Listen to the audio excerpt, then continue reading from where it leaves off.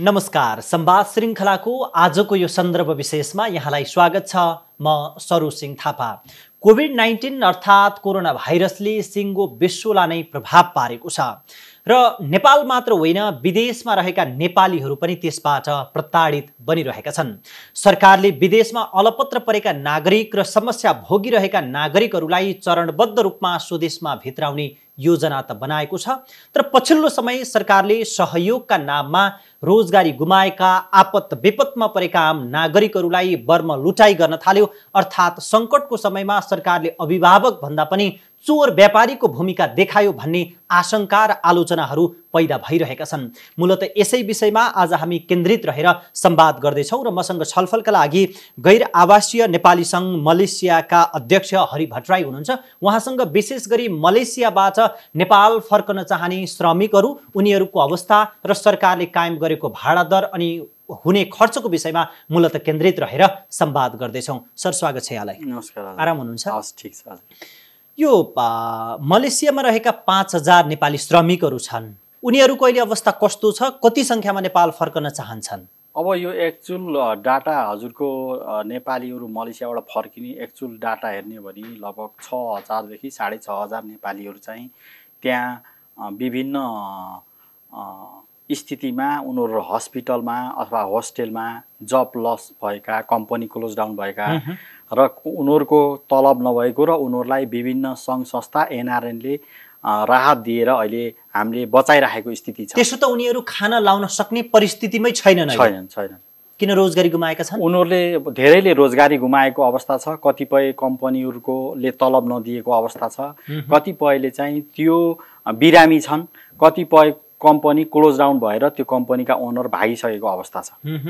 र ती नेपाली भनेको एकदमै पीडित र सरकारले तत्काल उद्धार गर्नुपर्ने स्थितिका नेपाली हो। त्यसो त त्यो 5 लाख मध्ये करिब 5.5 लाख मध्ये कति नेपालीहरू त्यस्तो जुन काली लाग्दो परिस्थितिमा छन्? अहिले यो एक्ज्याक्टली काली लाग्दो अवस्थामा भनेको यही 6,500 नेपाली एक्चुअल डाटा हामीले एनआरएनले र नेपाली दूतावास कोलालम्पुरसँग छ। त्यो डाटा भनेको 6,500 नेपाली तत्काल यो काली लाग्दो स्थितिमा छ। उहाँहरूसँग कुनै खानको लागि रासन छैन। त्यहाँ भएका सामाजिक संस्था र हाम्रो एनआरएनको अन्तर्गतको राहत कार्यक्रम अनुसार हामीले उहाँहरूलाई हरेक महिना राहत दिएको अवस्था छ। कतिपय बिरामी हुनुहुन्छ। यो नेपालीलाई तत्काल उद्धार गर्नुपर्छ भनेर हामीले आजभन्दा 1.5 महिना अगाडि परराष्ट्र मन्त्रीज्यूसँग भिडियो कन्फरेन्समा हामीले उद्धारको लागि उहाँलाई अपिल गरेका थियौँ। उहाँले पनि आश्वासन दिनुभयो। तल्लो सदनमा पनि यो कुरा उठाइयो, माथिल्लो सदनमा पनि त्यो तत्काल उद्धार गर्नुपर्छ भनेर कुरा उठाएको अवस्था छ। सर्वोच्च अदालतले पनि विदेशमा अलपत्र नेपालीलाई ल्याउनुपर्छ भनेर दिएको अवस्था छ। र बीचमा कोभिड-19 उच्च स्तरीय समितिले पनि नेपालीलाई उद्धार गर्नुपर्छ भनेर दिएको अवस्था छ। क्याबिनेटले पनि उहाँहरूलाई तत्काल उद्धार गर्नुपर्छ भनेर डाटा हेरेर दिएको छ। तर बीचमा अहिले 1-2 दिनको समयमा यो सरकारले नेपालीहरूलाई उद्धार गर्ने नाममा चर्को भाडा जो 4 गुणा बढी भाडा लिएर नेपाल उद्धार गर्छौँ भन्दैछ। त्यता म आउँछु सर। सबैभन्दा पहिले त यहाँले भने जस्तै कि हामी ती करिब 7000 को सङ्ख्यामा रहेका नेपालीहरूलाई हामी सहयोग गर्दैछौँ, खाने बस्ने व्यवस्थापन गरिरहेका छौँ, सकेर नसकेर भन्दै गर्दाखेरि तपाईँहरू त व्यक्ति हो, तपाईँहरू त साथी हो, अथवा तपाईँहरू त सहयोगी मन हो। तर त्यहाँ त सरकार छ, अथवा विदेशमा गएर बसे पनि सरकारको भूमिका अन्तर्गत त राजदूतावासहरू त स्थापना भएकै छन्। राजदूतावासले ती जुन दुःखमा परेका श्रमिकहरूलाई हेरेन। अब नेपाली दूतावास खास कोलालम्पुरमा केन्द्रित छ र जो श्रमिकहरू हुनुहुन्छ त्यो धेरै टाढा, जस्तै त्यहाँको इन्डस्ट्री एरिया 300 किलोमिटर टाढा विराटनगर। त्यसमा सहयोग गर्न सम्भव थिएन कि सरकारले रुचि राखेन? सरकारले पनि उहाँहरूलाई सहयोग गर भनेर केही रकम पठाएको अवस्था छ र दूतावासमा पर्याप्त कर्मचारी र पर्याप्त स्रोत साधन नभएको अवस्था छ। र जहाँ त्यो कारणले पनि दूतावाससँग एनआरएन हामी एउटा सामाजिक अभियन्ताको रूपमा हामीले एनआरएनले समन्वय गरेर उहाँहरूलाई राहत बाँडिरहेको अवस्था थियो। र दूतावासले पनि हामीसँग ल उहाँहरूले गर्न नसक्ने ठाउँमा एनआरएनलाई नै गुहार्थ्यो र हाम्रो भोलिन्टियर 90 जना हाम्रो साथीहरू भोलिन्टियरले उहाँहरूलाई खाना खुवाउने हरेक दिन एभ्री डे हामीले चाहिँ राहत दिइरहेको अवस्था थियो। त्यसो भए अब ती 7,000 को सङ्ख्यामा फर्काउनै पर्ने नेपालीहरू मलेसियामा छन् भनेर भन्दै गर्दाखेरि सरकारले अब उनीहरूलाई 63,000 करिब 800 आजको विनिमय दर हेर्दाखेरि चाहिँ त्यति रकम तिरेर उनीहरूले टिकट काट्नुपर्ने, आएर होल्डिङ सेन्टरमा बस्नुपर्ने र घरसम्म पुग्दाखेरि करिब 1,30,000 सम्म 25,000 सम्म पैसा खर्च हुन्छ भन्ने खालका टिका टिप्पणी भइरहेका छन्। के यो सत्य हो? यो हो, एक्ज्याक्टली। तपाईँले एकदमै राम्रो प्रश्न उठाउनु भयो, त्यसको लागि धन्यवाद। सरकारले उद्धार गर्ने र ती पीडित भएका जो दुःखमा जो एकदमै नाजुक अवस्थामा भएका नेपालीलाई तत्काल उद्धार गर्ने भनेर चाहिँ सरकारले चाहिँ बीचमा चाहिँ कुरा उठायो। यो कुरामा पनि परराष्ट्र विभिन्न श्रम मन्त्रालय र त्यहाँको नेपाली दूतावाससँग हामीले समन्वय गऱ्यौँ र हामीले सोच्यौँ यो पीडित नेपालीहरू चाहिँ उद्धार हुन्छ, उहाँहरूलाई आखिरी सरकारले मिनिमम पैसा लिएर उद्धार गर्छ। तर अहिले हिजो के आयो भने नेपाली दूतावासको नोटिस अनुसार 63,800 हवाई टिकटको भाडा र होल्डिङ सेन्टरमा लाग्ने खर्च 20-30,000, स्वाब टेस्ट PCR टेस्ट गर्दा हजुरको 12-15,000 खर्च हुने, यो सम्पूर्ण खर्च र बस भाडा पनि जोड्दाखेरि एउटा नेपाली नेपाल आउनको लागि 1,15,000 देखि 1,18,000 तिर्न पर्ने अवस्था सिर्जना भयो। त्यसमै 1,15,18,000 तिर्न यदि कोही जागिर गुमेको नेपालीले सक्दैन भने ऊ नेपाल आउन नपाउने हो। यो सरकारलाई हामीले भन्नुपर्ने, एकजना नेपाली त्यहाँ जो बिरामी अवस्थामा छ, उसले रोजगार गुमाएको अवस्थामा छ, उहाँको कुनै इन्कम छैन, त्यस्तो नेपालीलाई त सरकारले उद्धार गर्नु पर्यो। हाम्रो अहिलेको अभिभावक भनेको सरकार हो। सरकारले यदि त्यो नेपालीलाई उद्धार गर्न सक्दैन भन्यो भने उद्धार भन्न छोड्नु पर्यो। हामीले चार्टर फ्लाइट दिएर पठाउँछौँ, तपाईँहरूले पैसा तिर्नु पर्यो भन्नु पर्यो। उद्धार भन्ने शब्द चाहिँ निकाल्नु पर्यो। यदि अहिले उद्धार भन्ने र सम्पूर्ण खर्च लिने 1,18,000 चान्सुन पैसा लिएपछि त्यो पैसा सरकारले उद्धार कहाँनिर भयो? मलाई यो हजुरले बताइदिनु। त्यसमै अहिले सरकारले प्रयोग गरेको शब्दावली उद्धारको कुरा गरिरहेको छ, त्यो गलत छ, त्यो होइन? यो गलत छ। सरकारले एउटा श्रमिकलाई उद्धारको नाममा व्यापार गरिरहेको अवस्था छ। यो व्यापार हो, यस्तो गर्न पाइँदैन। जो श्रमिक बेरोजगार, त्यहाँ रोजगार छैन, उसले आफ्नो बस्ने ठाउँ छैन, खाने ठाउँ छैन, त्यस्तो नेपालीलाई सरकारले उद्धार गर्नुपर्छ। सरकारसँग कोषमा पैसा छैन भन्नुहुन्छ भने यो वैदेशिक रोजगार कल्याणकारी कोषमा 6.5 अरब पैसा छ, त्यो पैसा परिचालन गरेर ल्याउन सक्थ्यो।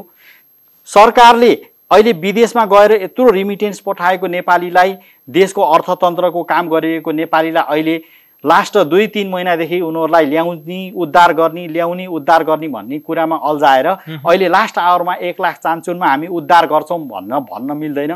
यो शब्द नै सरकारले गलत चयन गरेको छ। तपाईँहरूको कुरा त सरकारले सुन्छ होला, तपाईँ त जुन गैर आवासीय नेपालीको पनि नेतृत्व गरिरहनु भएको छ होला।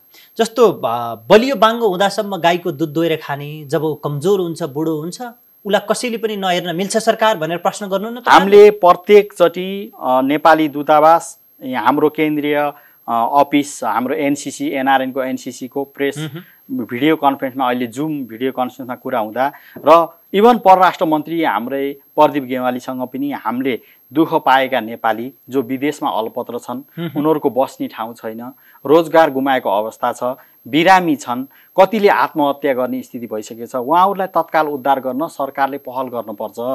यदि सरकारले कहीँ कतैबाट उनीहरूलाई पहल गर्न सक्दैन भने त्यो नामाङ्कन हामीले पठाएको वर्गीकरण गरेका नामहरू हाम्रो NRN लाई दिनुस्। त्यसपछि हाम्रो NRN बाट पनि हामीले सब्सिडाइज गरेर टिकट काटेर हुन्छ कि उहाँहरूलाई उद्धार गर्न सक्ने अरू कुराबाट हुन्छ कि हामी गर्न सक्छौँ भनेर हामीले पत्राचार पनि गरेका छौँ। बीचमा वैदेशिक रोजगार कल्याणकारी कोषको पैसा पनि परिचालन गरेर हरेक कूटनीतिक नियोग मार्फत ती नेपालीलाई 6.5 अर्ब पैसा जम्मा भएर बसेको छ त्यो कोषमा।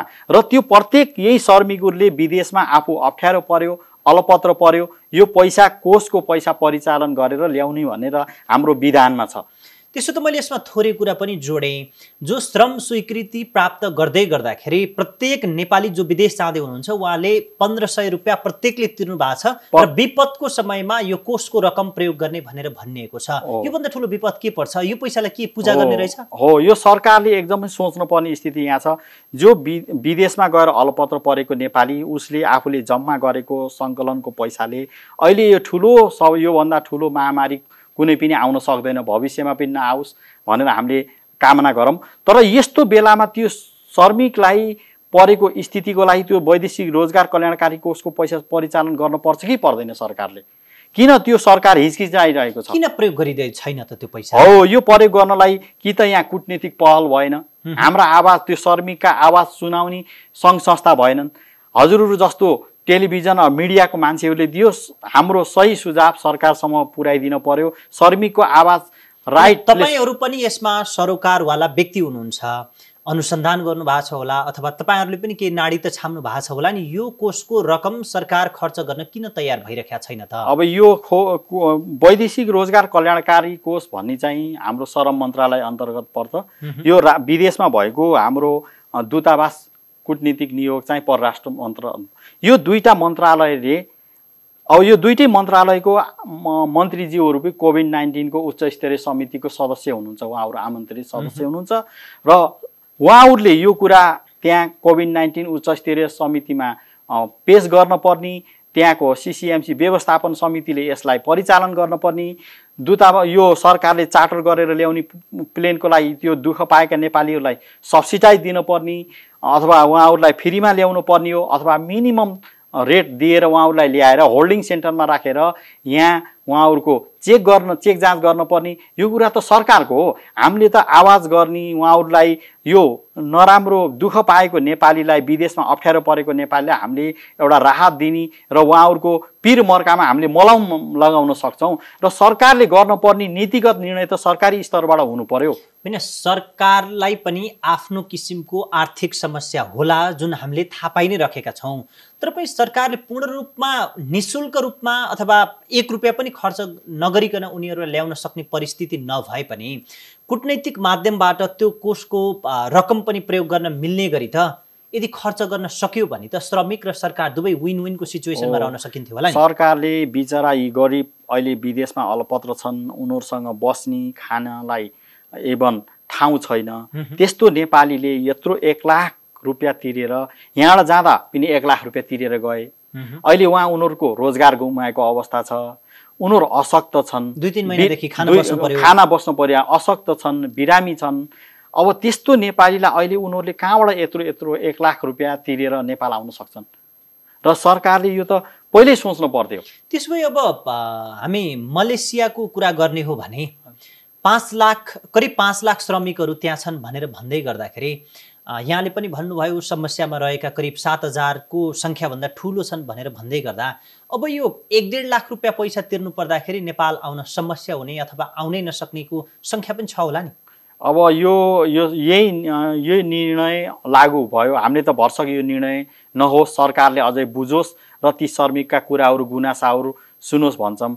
र त्यो अहिले 1 लाख रुपियाँ तिरेर आउने श्रमिक मलेसियामा 10% कम्पनीको ओनरहरूले कतैबाट ऋण दान गरेर 5.5 लाखमा जम्मा 10% मात्रै यो पैसा तिर्न सक्छ। 5.5 लाखमा त रोजगारी गर्ने मान्छेहरू त अहिले त्यहाँ अरू काम खुलिसकेको अवस्था छ। मलेसियामा कोभिड-19 लाई पूर्ण रूपमा उनीहरूले अहिले नियन्त्रणमा लिइसकेको अवस्था छ। मलेसियामा अहिले सम्पूर्ण कल कारखाना उद्योगहरू अलमोस्ट 70% खुलिसके।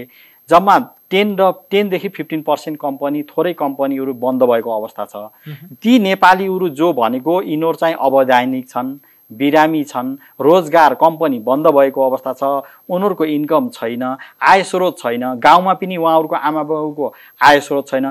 तिनीहरू नेपालीको यो नेपालीलाई ल्याउनलाई हो हामीले सरकारलाई पहल गरेको। जो रोजगार गुमाएको काम गरिराखेको नेपालीलाई हामीले नेपाल उहाँहरू फिर्ता आउनु पनि चाहनुहुन्न, उहाँहरूको रोजीरोटी चलिराखेको छ। जो यो 6,000 देखि 7,000 को करिबका यिनी नेपाली हो, उहाँहरू चाहिँ एकदमै पीडित हो, श्रमिक वर्गका छन्। उहाँहरूलाई हो हामीले ल्याउनको लागि आवाज उठाएको र दूतावासमा भएको लिस्ट पनि त्यही 6,000 देखि 7,000 को हाराहारीमा छ। यो नेपालीलाई ल्याउनको लागि हामीले सरकारसँग हामीले अनुरोध गरेको। खास अरू सामान्य अवस्थामा मलेसियाबाट नेपाल आउनका लागि 20,000 हवाई टिकट थियो।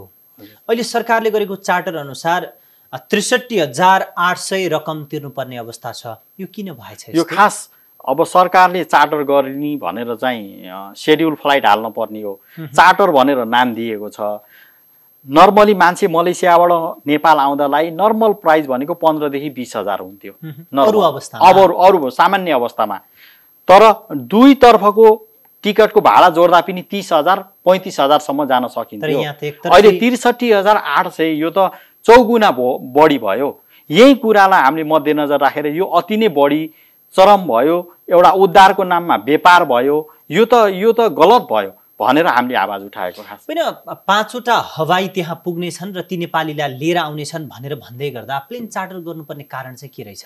यो प्लेन चार्टर सरकारले बिचमा प्लेन चार्टर गर्नुपर्ने अवस्था पनि थिएन।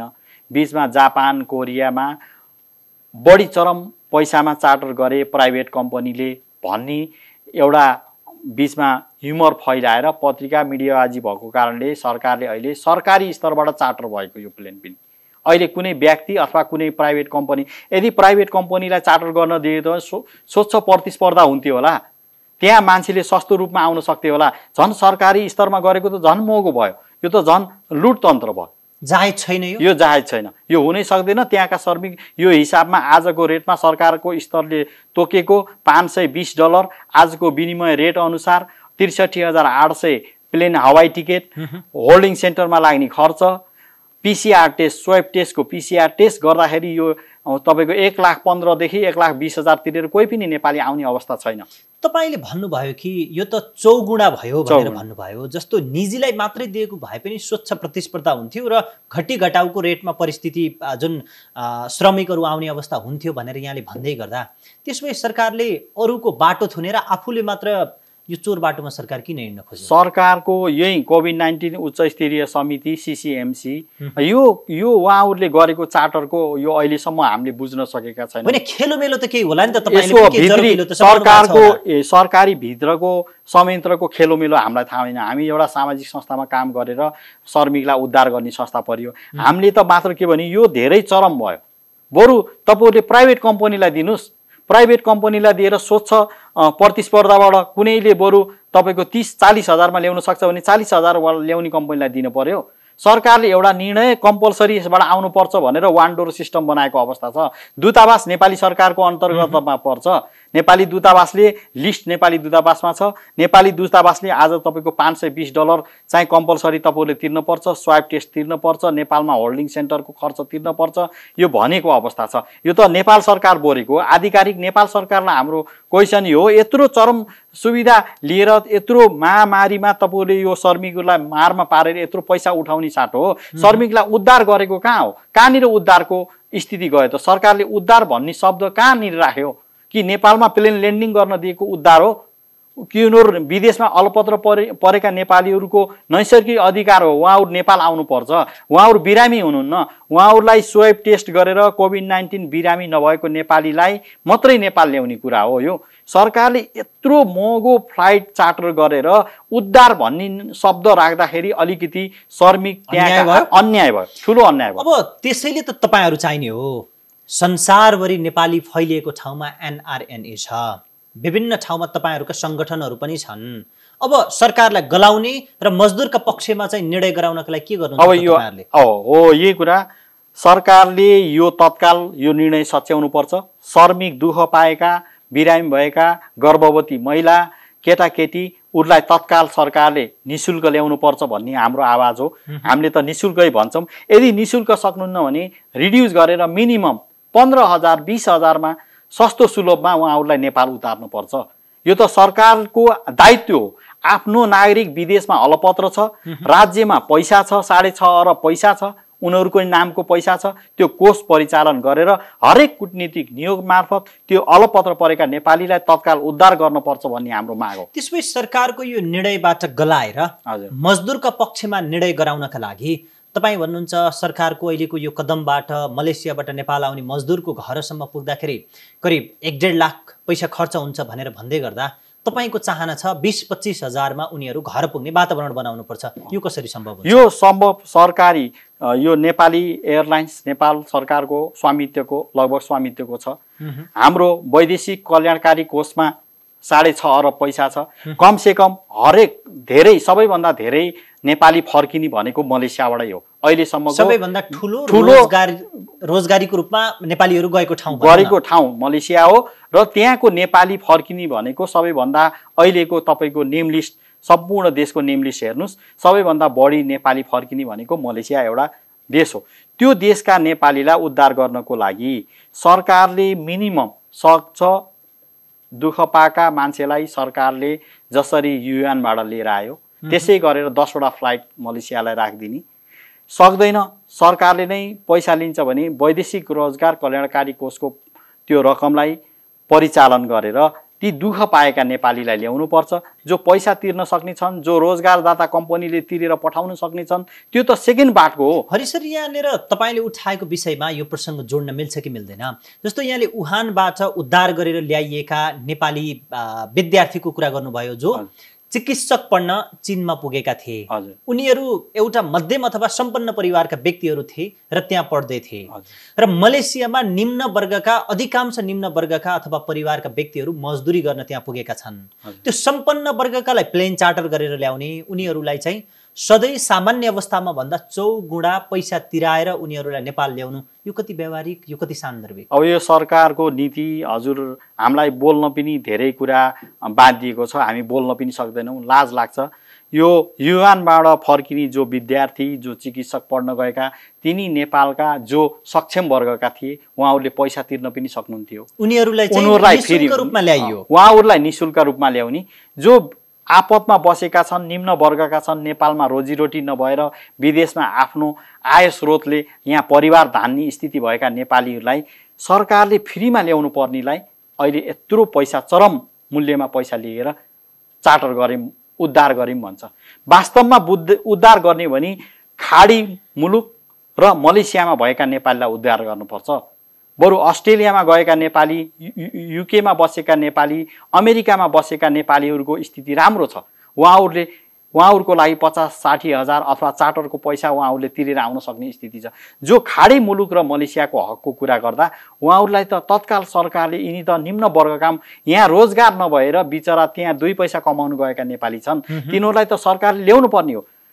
युएनका नेपाली डाक्टर, चिकित्सक र त्यहाँका हाई क्वालिफाई भएका मान्छे जो पैसा तिर्न सक्नेलाई उद्धार गर्ने र त्यो निम्न वर्गको मान्छेलाई, अब मेरो विचारमा लाग्छ सरकारमा त्यहाँ त्यो पढ्न गएका त्यहाँ बसेका नेपालीहरूको यहाँ आफन्त हाई लेभलमा मन्त्रीमण्डलमा अथवा नेपाल सरकारको उच्च पदस्थमा भएर उहाँहरूलाई ल्याइएको सन्तानको मायालाई उहाँहरूले भनसुनमा र सरकारलाई घचघचाएर फ्रीमा ल्याएको अवस्था छ।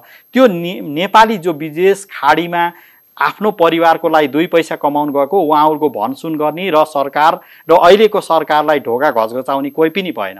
होइन, अहिले त विशेष गरी कम्युनिस्ट पार्टीले नेतृत्व गरेको सरकार छ, सर्वहाराको सरकार पनि भनेर भनिन्छ। यस्तो किन भइरहेको छ? सरकार सर्वहाराको नेपाल कम्युनिस्ट एमालेको, अहिले नेकपा एमालेको 2/3 सरकार छ। उहाँहरूको तपाईँले देख्नुभएको छ अहिले नेकपाको सरकारको अहिलेसम्म यही नेपालमा पनि 10 अर्ब पैसा खर्च भइसक्यो लगभग। कोभिड-19 को भन्नुभयो। अब मान्छेले राहत पाएका छैनन्, मान्छे त्यो खर्च कहाँ भयो भनेर सरकारले हिसाब देखाउन नसकेको अवस्था छ। विदेशमा यत्रो नेपाली अलपत्र परेको अवस्था छ। उहाँहरूलाई लिएर आउनको लागि 2-3 महिना यही कुरामा हामी कतिचोटि पत्राचार गऱ्यौँ, कतिचोटि सरकारी निकायमा हामीले कुरा गरेर बल्ल अहिले ल्याउने स्थितिमा सरकार 3 महिना कुर्नु पर्दैन थियो होला नि त। अहिले त्यहाँ विदेशमा बस्ने नेपालीहरूले बिचरा उनीहरू त्यहाँ अहिले रोडमा भिख मागेर खाएको अवस्था छ विदेशमा। त्यसो भए अब यो सरकारको, तपाईकै शब्द सापटी लिने हो भने सरकारको यो गलत निर्णय र आम श्रमिकहरूको दुःख कष्टलाई अब व्यवस्थापन गर्नका लागि के गर्न सकिन्छ र तिनीहरूलाई नेपाल थोरैभन्दा थोरै रकम खर्च गरेर नेपाल आउने वातावरण सृजना गर्न अब कसले के गर्नुपर्छ? यो सरकारी अहिलेको उच्च स्तरीय कोभिड-19 को जो हाम्रो उच्च समिति र उहाँहरूको पनि एउटा व्यवस्थापन समिति छ।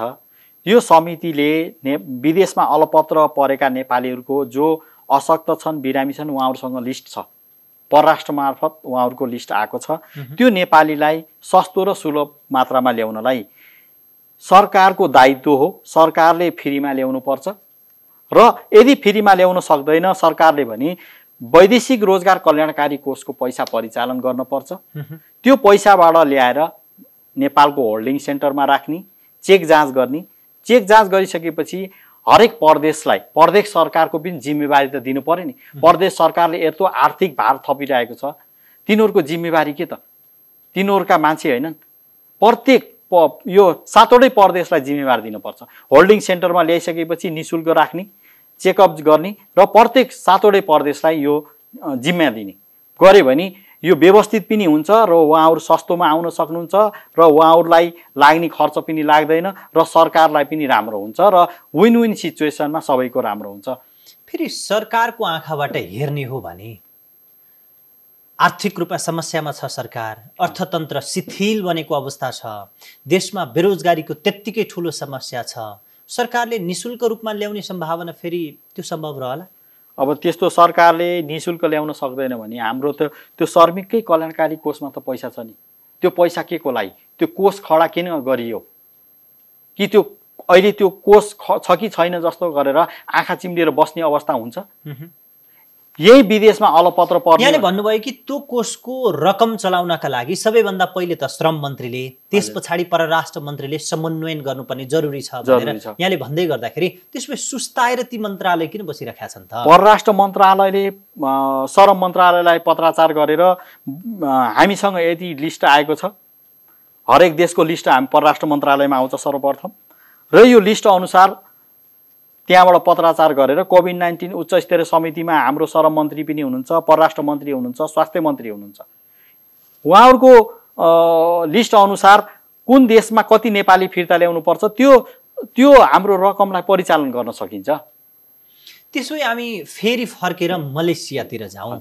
मलेसियामा रहेका करिब 5.5 लाख नेपाली श्रमिक यो कोभिडबाट कति प्रतिशत जतिले रोजगारी गुमाउनु पर्ने परिस्थिति सृजना होला त? अहिले कोभिड-19ले मलेसियामा खासै मलेसियाको हकमा म हजुरलाई भन्दाखेरि मलेसियामा हाम्रो टोटल 84 जना नेपालीलाई कोभिड-19 को इन्फेक्सन लागेको थियो र अहिले उहाँहरू चाहिँ मलेसियामा आधी भन्दा बढी 40 भन्दा बढी चाहिँ कोभिड-19 को रिकभरी गरेर होस्टेलमा फर्कियो अवस्था छ। बाँकी चाहिँ हस्पिटलमा हुनुहुन्छ। उहाँहरूको स्थिति पनि एकदम सुधारजनक छ र अहिलेसम्म मलेसियामा कुनै पनि नेपालीले कोभिड-19 को कोरोना ज्यान गुमाउनु परेको छैन र मलेसियामा अहिले कोरोना कन्ट्रोलमा आइसकेको छ। मलेसिया सरकारले विदेशी कामदार जो आफ्नो नागरिक छ र हस्पिटलमा उपचार गराइरहेको छ। जो बिरामी छन् त्यो मान्छे हस्पिटलमै छन्। यहाँ आउने भनेको जो रोजगार रोजीरोटी गुमाएका छन् तर स्वस्थ छन् र त्यो नेपालीलाई पनि अहिले PCR टेस्ट गरेर हाई चाहिँ चरम पैसा खर्च गराउने स्थिति सरकारले बनाइदियो। यो पनि बनाउनु हुन्थेन, किनभने उहाँहरूको ऱ्यापिड टेस्टबाट पनि गर्न सकिन्थ्यो। फ्लाइटमा स्वास्थ्य भएका मान्छे फ्लाइटमा ल्याएर होल्डिङ सेन्टरमा यहाँ पनि चेक जाँच हुन्थ्यो। यो पनि गलत एउटा मैले देखेको यहाँनिर एउटा गलत देखिरहेको छु। र मलेसियामा टोटल नेपाली 5.5 लाखमा जो धेरै नेपाली कोभिड-19 बाट इन्फेक्सन भए त्यो सुरक्षा गार्डमा र जो फ्रन्ट लाइनमा काम गर्ने सपिङ मलमा क्लिनिङ कम्पनीमा काम गर्ने नेपालीहरूको संख्या हो। संक्रमित उनीहरू तिनी थिए र जो कोभिड-19 बाट रोजगारी गुमाएको संख्या अहिले मलेसियामा 10% कम्पनी बन्द भएका छन्। त्यो 10% बन्द भएका कम्पनीमा नेपालीहरूको मात्रा बढी थियो र तिनीहरूले रोजीरोटी गुमाउँछन्। जो करिब हामी संख्यातिर जाने हो भने यो 5.5 लाखमा कति जतिले रोजगारी गुमाउन सक्छ? अहिले टोटल रोजगारी गुमाउन सक्नेको संख्या 10 देखि 15 हजार होला। कतिपय चाहिँ अब करार अवधि सकिएको 3 वर्ष पुगेको अवस्था र अब म जे गर्छु नेपालमै गएर गर्छु परिवारसँगै बस्छु भन्ने नेपालीहरू पनि छ। र रोजीरोटी गुमाउने भन्नाले 3 वर्ष 2 वर्ष 1 वर्षमा गएका नेपालीहरू पनि कम्पनी बन्द भए र उहाँहरू चाहिँ अहिले त्यतिकै बस्नु भएको छ र उहाँहरूको डाटा पनि नेपाली दूतावासमा छ र इभन परराष्ट्र मन्त्रालयमा पनि यो डाटा छ।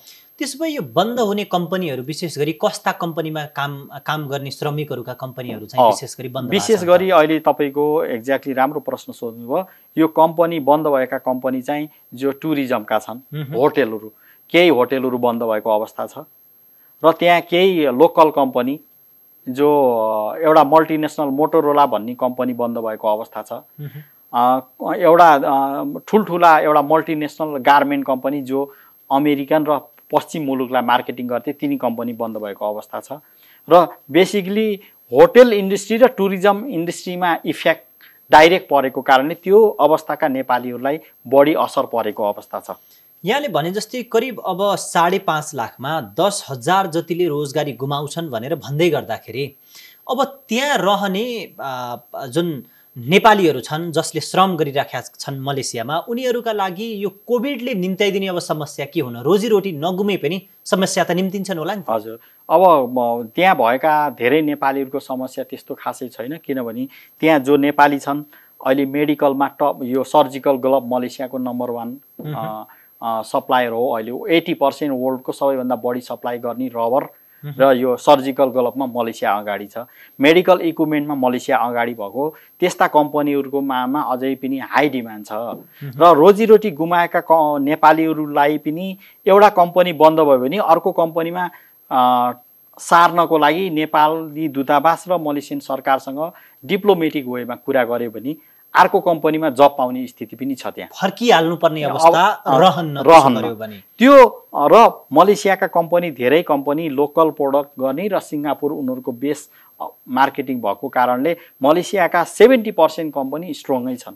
अहिले त्यहाँको इकोनोमी र त्यहाँको अहिले अस्तिको हाम्रो प्रधानमन्त्री ल्याएको इकोनोमी बुस्टको अनुसार उहाँहरूले धेरै मात्रामा चाहिँ कम्पनी हाम्रा बन्द हुँदैनन्, हामी स्टिल इकोनोमीमा स्ट्रङ छौँ र यहाँका विदेशी कामदारलाई भन्दा लोकल कामदारलाई हामीले प्रायोरिटीमा राख्नुपर्छ भनेर उहाँले एउटा चाहिँ संसदमा बोल्नुभएको अवस्था छ।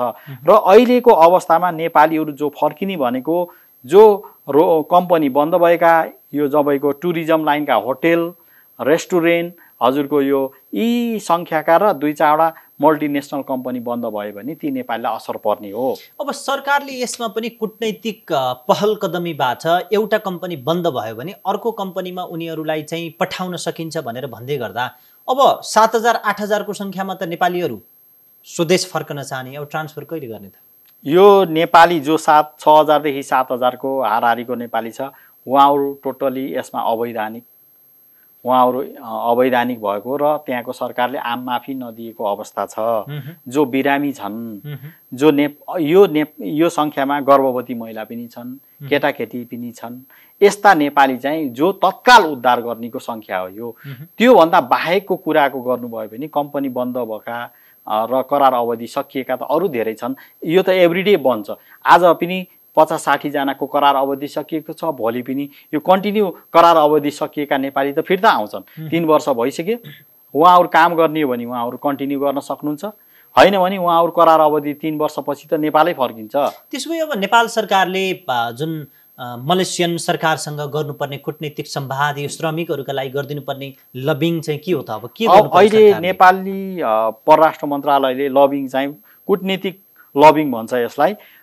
यो राख्दाखेरि जो हाम्रो डिटेन्सन क्याम्पमा 200 देखि 300 नेपाली जो मलेसियाको इमिग्रेसनले धरपकडमा पक्रेका नेपालीहरू छन् त्यसलाई मलेसियन सरकारको मलेसियन एयरलाइन्सबाटै नेपाल फर्काउनको लागि पहल गर्न सक्छ फ्री अफ कस्ट। त्यो मलेसिया सरकारले पनि म्यानमारको लागि पठाएको थियो। सायद नेपालको पोलिटिकल र यहाँको कूटनीतिक माथि पुग्यो भने त्यो पनि मलेसिया सरकार गर्न सक्ने सम्भावनाको एउटा डोर छ त्यहाँ।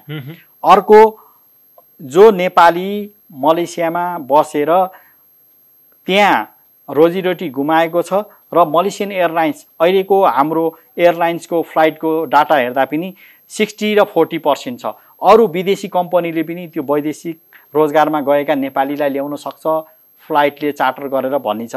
त्यहाँका मलेसियन लोकल एयरलाइन्सलाई पनि गुहार गरेर ल्याउनलाई त्यो श्रमिकले पनि सक्छ। किनभने ती मलेसियन एयरलाइन्स र मनिन्डो एयरलाइन्स त मलेसियामा डेली काठमाडौँबाट फ्लाइट थियो पहिला। तिनीहरूले त पहिला व्यापार त नेपालबाट पनि गरे। अहिले अप्ठ्यारो पर्दा नेपाललाई पनि सहयोग गर्न सक्ने स्थिति छ। तर यो कूटनीतिक मार्फत जानु पर्यो। हाम्रो परराष्ट्र मार्फत त्यहाँको दूतावासले त्यहाँको सरकारलाई भन्न सक्ने अवस्था हुनु पर्यो। त्यसो त तपाईले पनि गैर आवासीय नेपाली सङ्घमा रहेर आफ्नो सक्रियता प्रदर्शन गरिरहनु भएको छ र श्रमिकका पक्षमा पनि वकालत गरिरहनु भएको छ। अब रोजगारी गुमाएर नेपाल आउने श्रमिक भए एउटा कुरा, उनीहरूलाई व्यवस्थापन गर्नका लागि चाहिँ के गर्नु पर्ला, कसो गर्नु पर्ला, यहाँलाई के लागेको छ? अब तत्काल यो विदेशबाट आउने नेपालीहरूलाई व्यवस्थापन गर्नलाई यो नेपाल सरकारलाई ठुलै च्यालेन्जको रूपमा म देखिराखेको छु। किनभने नेपाल अब सरकारले कतापट्टि ध्यान दिनुपर्छ होला अथवा के गर्नुपर्छ होला, सरकारलाई दिने यहाँको सुझाव मेरो अब यो सरकारलाई हाम्रो जस्तो भूपरिवेष्टिक राष्ट्र नेपालमा विदेशमा काम गरेर आएका नेपाली, ती नेपाली एकदमै रिमोट एरियाका छन्। सरकारी स्तरबाट उहाँहरूले एग्रिकल्चर, हामीकोमा जस्तै तपाईँलाई थाहा छ हाम्रो विभिन्न देशमा गएर उहाँहरूसँग स्किल छ। मलेसियामा 2-3 वर्ष बिताएको मान्छेहरू त्यसै फर्केका होइन, उहाँहरूसँग स्किल अथवा स्किल लिएर आएका छन्। त्यो स्किललाई नेपाल सरकारले क्याच गर्न सक्नु पर्यो। कसरी क्याच? कतिपय नेपालीहरू त्यहाँ गएर एग्रिकल्चरमा काम गरेका छन्, कतिपय नेपाली त्यहाँको कन्स्ट्रक्सन कम्पनीमा गएर काम गरेका छन्, कतिपय नेपाली त्यहाँका विभिन्न तपाईँको मल्टिनेसनल कम्पनीमा काम गरेका नेपाली छन्।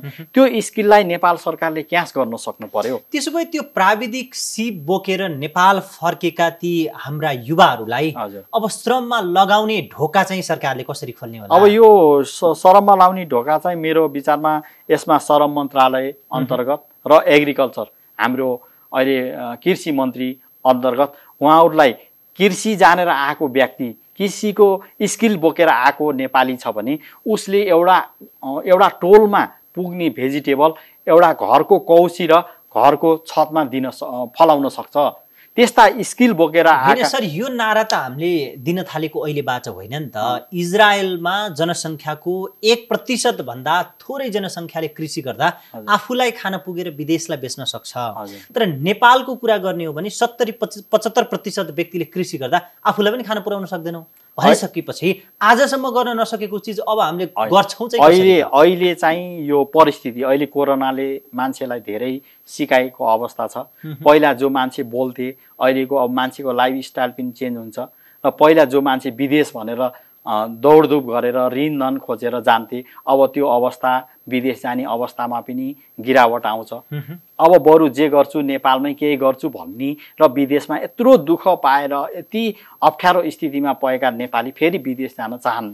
त्यसो त हामी कार्यक्रमको अन्त्यमा छौँ। एउटा प्रश्नबाट कार्यक्रमको बिटमा हरौँ।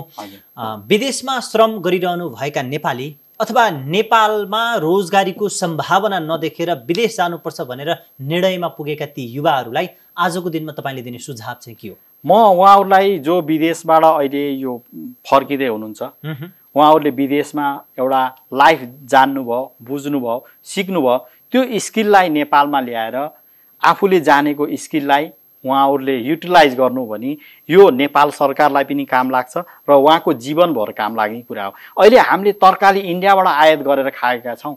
हामीले वर्षमा कति अरबको पैसा इन्डियालाई तरकारी किन्नमा लगाएका छौँ। त्यो तरकारी ती लसुन, प्याज, ती टमाटर, ती धनियाँहरू त हामीले नेपालमै उत्पादन गर्न सक्थ्यौँ। त्यो हामीले इन्डियालाई बेच्नु पर्यो। अब इन्डियासँग हामीले किन्ने होइन, हामीले इन्डियालाई बेचेर हामीले जति पैसा इन्डियाबाट पहिला कति अरबको व्यापार दिन्थ्यो, इन्डियाले हामीसँग किनोस्।